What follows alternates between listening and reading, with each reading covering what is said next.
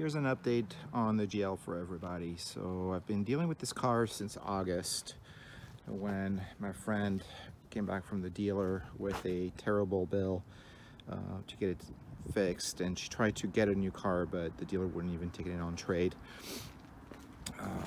So back then I looked at it and thought it was okay to drive, which she did. And she called me in September because it had a coolant leak and she was done with it. She still didn't have another car, and the coolant leak is where I left the last video. All right, so since that time where I took the car over to the shop for the coolant leak, they fixed it for a couple $100. Something was disconnected, they said. And then I gave the car back to my friend because I told her it's not mine, you don't have your replacement, I don't really have any rights to it. I appreciate the gift, but use your car. And she did until about Thanksgiving, when she bought another car, a Range Rover. And she called me and she said to come and get it. So that's how I got it. In between, she did have the steering rack fixed. The shop that fixed the coolant leak, I paid for the coolant leak, said that it needed a bushings or some sort of rubber. All the rubber pieces from the steering rack had worn out due to previous coolant leaks. So she had that fixed, and then I picked it up. It's fully drivable. I drove it to my place from Sonoma to her place in Sonoma to my place in Healdsburg, California, 15 miles down the road. It drove great. I dropped it off at my shop, which is a Mercedes diesel specialist. They checked it out. It took them a couple of weeks. Because I didn't have an appointment, they were backed up. Then I went out of town to my other place in Reno, and they had it for 2 weeks, and they said basically there's nothing wrong with the car, just drive it. And I did. I put about 400 miles on it. I detailed it. It's actually very clean. There's still something going on with the coolant though, because every once in a while it's asking for a coolant top off. It's not a major leak, so I'll have to fix that probably during Christmas break, or at least investigate what's going on. But the car is very, very clean. I spent 3 days cleaning the interior. I did a dirty detail on the exterior, just a good wash and a spray wax, and that's all I've done to it. So it's basically going to be my winter beater, and the car that I will give to people or let them use when they come and visit. We get a lot of friends and family coming to visit in wine country, as well as up here for Lake Tahoe. So it's nice to have a spare car when you have 6 people. You know, there's the 2 of us, and then our friends with their kids or relatives with kids who come over. It's nice to have a 3-row vehicle. So that's what I'm going to do with it. And if it blows up, it blows up. I don't really care.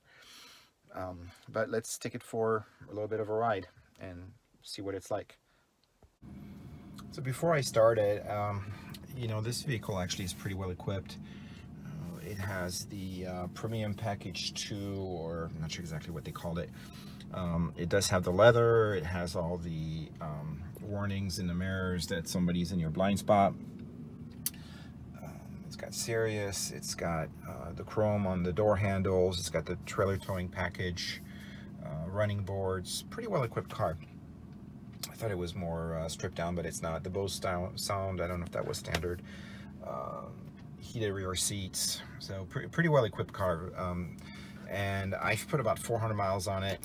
It drives well. It's kind of a boat compared to BMWs, but which is what I'm more used to, but it does the job. Can't complain about the price. Slowly but surely getting used to the controls, and which, you know, are a little different. Some of the technology is not as up to date, in my opinion, compared to this is 2011. I used to have a 2012 X5, and the technology there was quite a bit better. So yeah, it drives. Let's turn around. Condo living, man, and the parking Nazis on the HOA. Nothing like it. Gotta park outside the complex. I have too many cars though. We have 7. No, we're down to 6. And it's not conducive conducive to only having a three cars that can go in a garage. Yeah, so there it goes. It's this is cold. It's a little lazy, but it's certainly acceptable, and off it goes. I mean, it's driving just fine. There's no funny noises in the suspension. There used to be some prior to the steering rack being fixed, but that's all been taken care of. All right, this light takes like 3 days to switch, so I'm gonna pause and come back. Yeah, so we're driving down the road, 35 mile/h speed limit, and here in about a minute we'll be on a section where we can go 50 or 55, maybe 2 minutes. But yeah, the car drives well, and very pleased with the comfort of the car. I've driven it from Healdsburg, California to Reno, 250 miles roughly, and very comfortable highway cruiser. Cruise control does well. Part of that drive is going over Donna Pass, and it did fine on the cruise control. Did go snowshoeing last week or 2 weeks ago, going up to Montrose Highway. The elevation there is 87 or 8,800. Reno's at 4,500, and we did okay going up the hills. It's not loving it, and it's you know, it's a little lazy. You know, taking the curves, you got people riding your ass on this thing basically. You know, if they are driving their little Subaru WRXs or STIs or whatever, which there are a dime a dozen around here. You're definitely not driving anything super sporty, but it's actually just fine for what I want to do with it, and it does the job. There we go. We got a couple of curves coming up. I'm gonna slow down a bit. So does the minivan, so that's not a big deal. And yeah, so for a free car, I really can't complain. I would like to say there are no problems with it, but that's not entirely the case. The main problem right now is that while I did have the coolant leak fixed, it's asked for coolant twice now since I've been back in Reno. So there's got to be a small leak somewhere. It has to be a minor leak, and it's I don't know where it's coming from. So with Christmas coming up, I'm going to be taking a little time off of work, and I will investigate that coolant leak, and that will be one of the upcoming updates. I'm going to try to let you know how life with a what had been a condemned GL, what life is like, and we'll see. We'll see. I'd like this minivan to get out of the way so I can get up to the speed limit, which is 55. But it's probably not going to happen. There's a handicap sticker up there, so maybe they'll turn here. Nope. So yeah, I don't know what's going on with them, but not going to get it up to speed.